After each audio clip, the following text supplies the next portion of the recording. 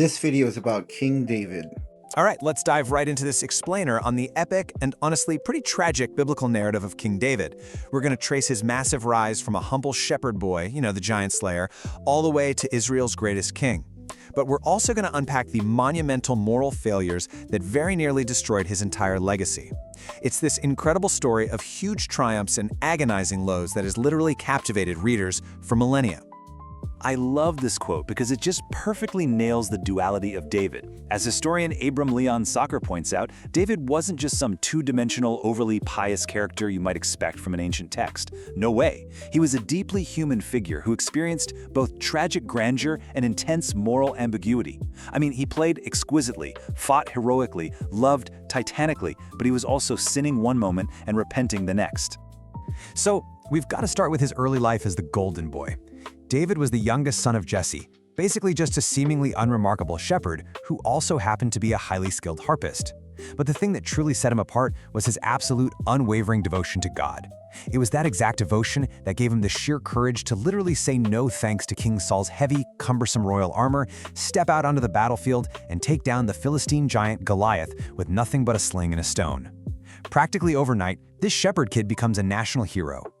Now let's move into his years in exile, moving through places like the Cave of Adullam, the Forest of Hereth, Keilah, the Wilderness of Ziph, and finally Ein Gedi. This period is absolutely crucial for building his character. Because of David's sudden superstar status, King Saul gets intensely and violently jealous, so David is on the run, surviving this grueling, desperate journey through these harsh wilderness hideouts. And it's actually at Ein Gedi where David proves his ultimate integrity.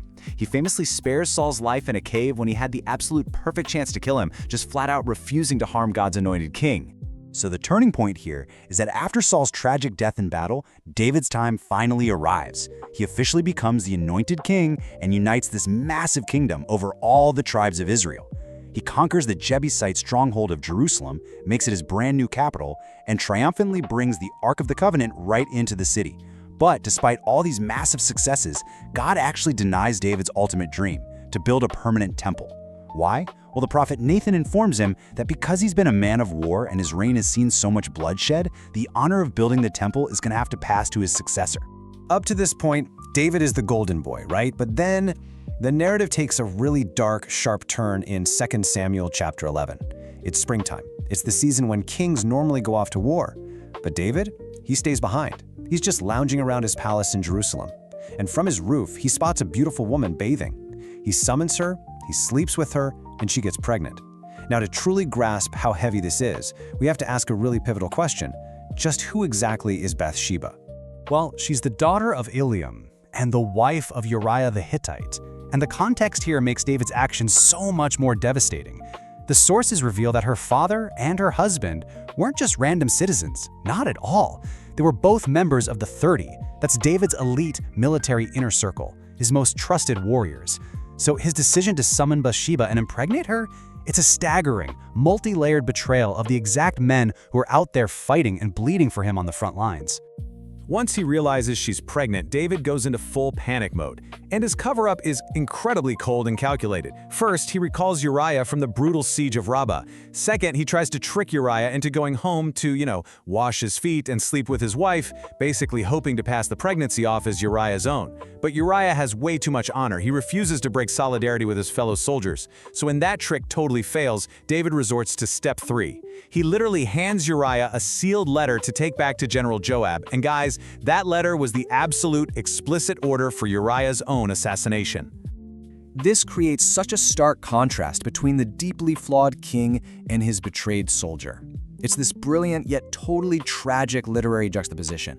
On one hand, you have David, lounging deceitfully in his luxurious palace, pulling these deadly strings. And on the other hand, you have Uriah, who nobly refused to even sleep in his own comfortable bed while his fellow warriors and the Ark of the Covenant were roughing it in open, dangerous fields. In this terrifying moment, the pagan Hittite is acting far more righteously than the anointed king of Israel. But God sees everything. He sends Nathan the prophet to expose this whole diabolical plot. Nathan traps David with a parable about a rich man stealing a poor man's only lamb. When David gets all riled up with self-righteous anger, Nathan just looks at him and says, "You are the man." And this kicks off a wave of cascading consequences that plunge the house of David into total chaos. The sword literally never departs from his house. We see the heartbreaking death of the infant child, and then years later, the devastating vengeance and rebellion of his beloved son Absalom. And that whole mess culminates in Absalom's tragic death at the hands of General Joab. David's secret sin just publicly shatters his entire family. So what are the biblical lessons of David's life? Bringing it all back to our main themes, this tragic arc leaves us with some really profound takeaways. First, it underscores the absolute necessity of unwavering devotion to God, which is something David modeled perfectly as a kid but totally lost sight of up on that palace roof. Second, it shows us the inescapable heavy weight of sin. His actions had catastrophic ripple effects.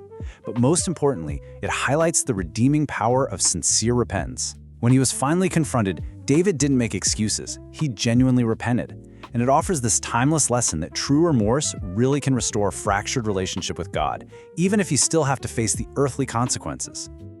David didn't rise to power on his own, though. He needed the help of a team of brave men that most people don't know anything about. If you want to learn about the ancient biblical special forces team that were pivotal in the rise of King David, then click the video on the screen right now.